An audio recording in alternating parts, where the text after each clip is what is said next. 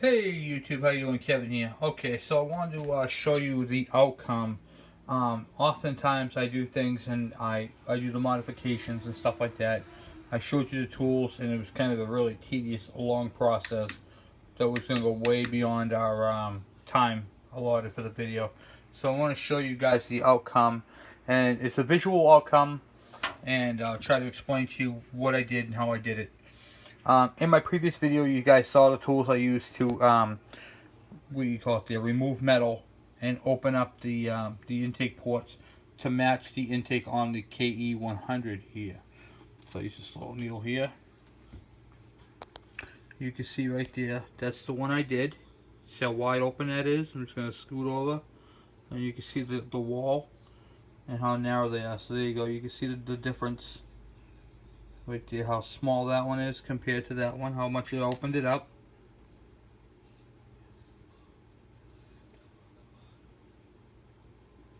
It opened it up quite a bit.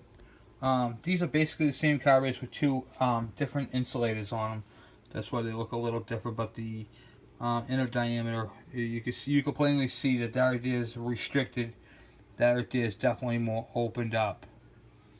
And just so you know, again, that this black seal that's in here, right here, is port matched to the intake, so it's smooth. There's no, it doesn't stick out further. It's actually the same diameter as the inner side. So when I put that on the carburetor, you can see how nicely matched it is. So I'm getting maximum airflow through this carburetor, where this one right here would have a restriction. And then on the front side of it, or the flip side, you can definitely see how much wider this hole is. You know how big the air horn is compared to this air horn. Should we try killing the slice, see if this helps? Yeah, that's a little bit. You can definitely see the difference.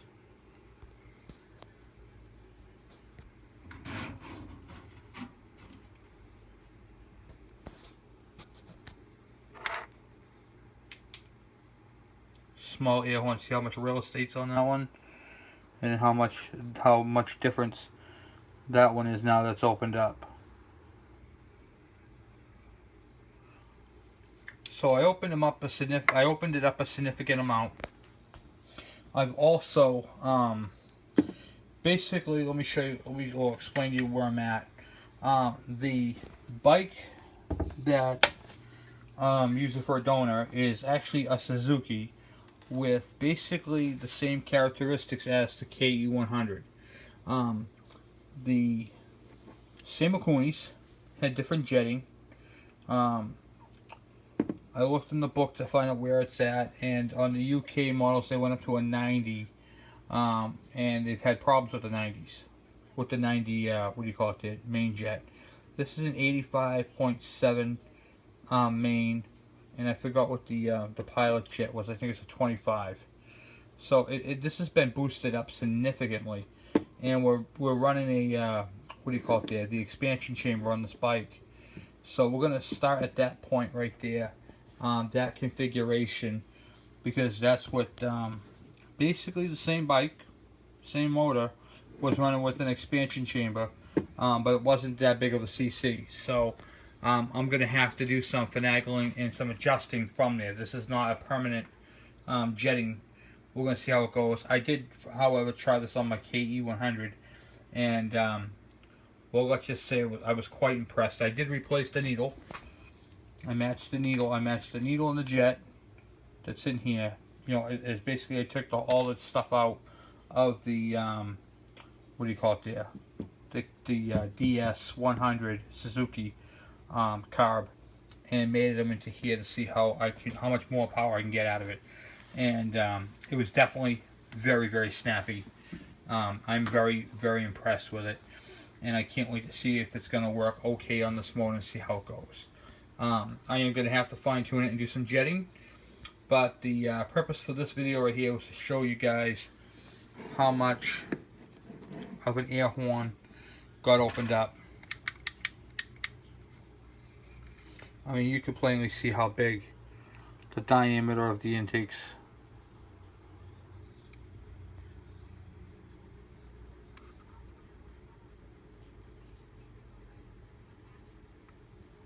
Huge, small. I did it on that end. Flip it over.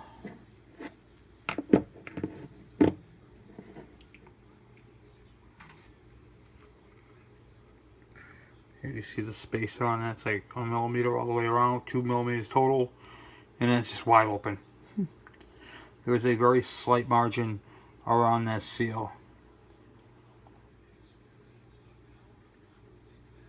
So you guys got to keep that in mind when you're doing these. Just, you know, don't go overboard.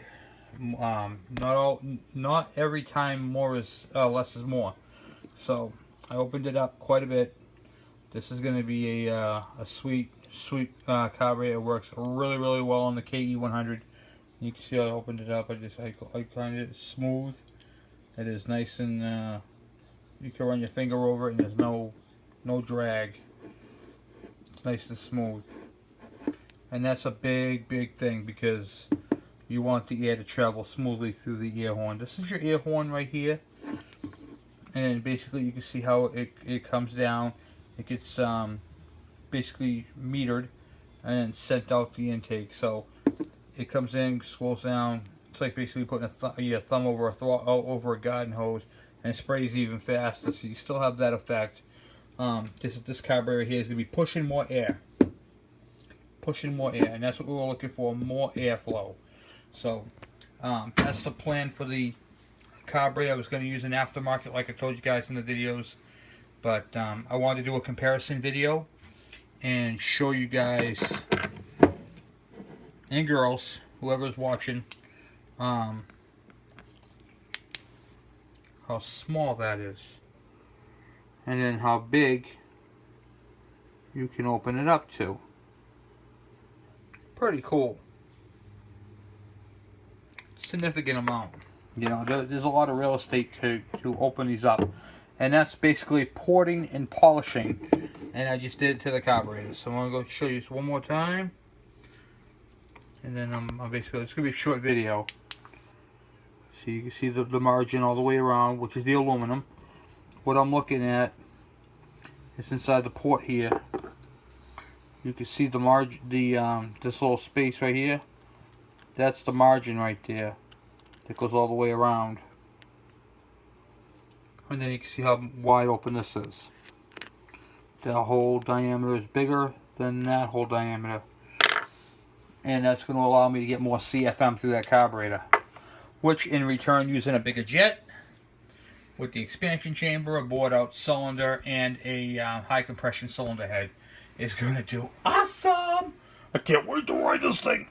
So this is a modification that's going to help us get more horsepower and torque out of the bike.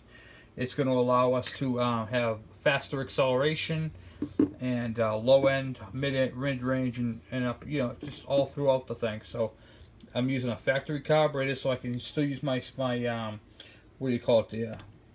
I can still use my side cover and all that type of stuff on it without modifying the casing. And throttle cable, everything will hook back up to it just fine. So I'm really excited about this, guys. This is really cool. And this carburetor has been re-cleaned since I did all that. I got all the shavings out. I inspected the ports. You got to remove your choke lever right here. And we're going to be getting rid of the choke lever. We're going to be going to a what do you call it there? A remote choke, which is basically that. And the cable comes down through and pulls it up, as opposed to using that. And with, like I said in my previous video, that's going to allow me to take the boot that goes over here and slide it right up the cable and allow me to get this thing, if I have to switch out the carb or do whatever, relatively quickly.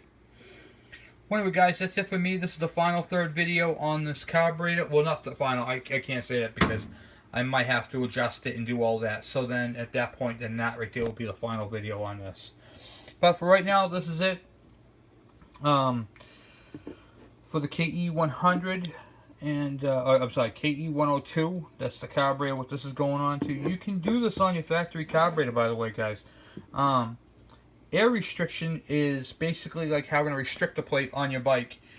And if you do this modification, you will get more power out of your bike, just by default.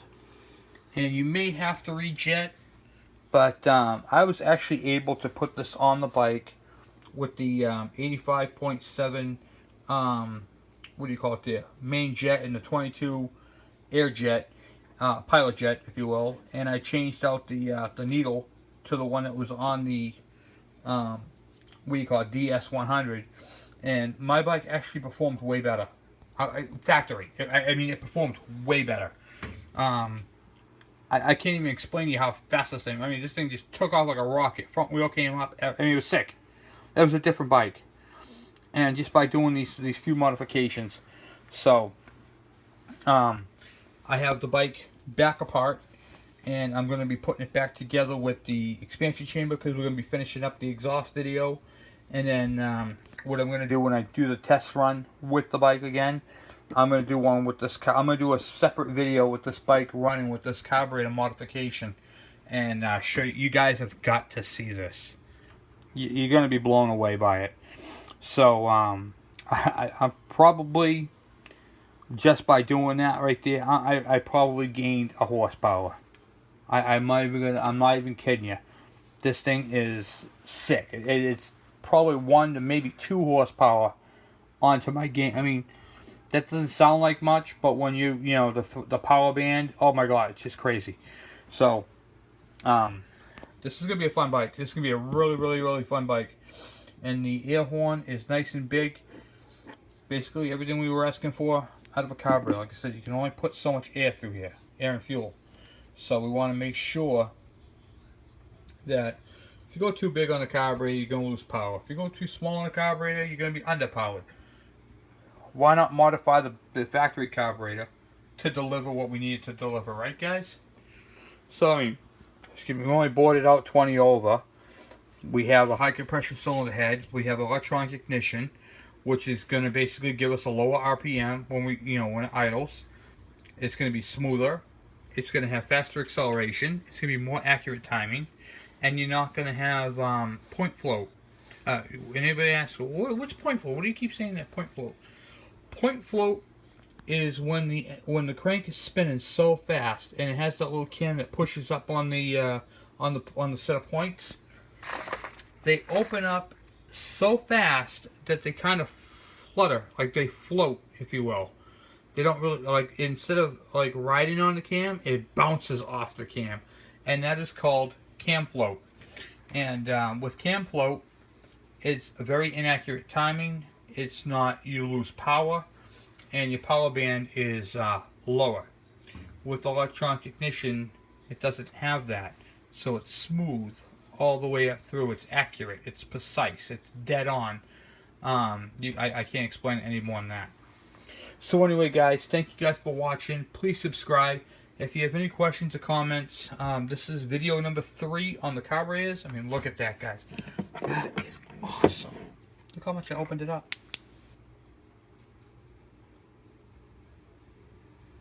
Not only did I open it up, it's functional and looks good at the same time. And I saved a ton of money by doing it myself. To grind this out, it only took like 15 minutes.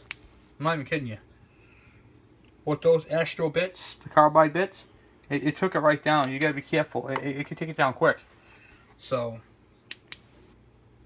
once again, you can see the wall. No wall. Just that simple. Wall, no wall. Closed, open. So, thank you guys for watching. Please subscribe.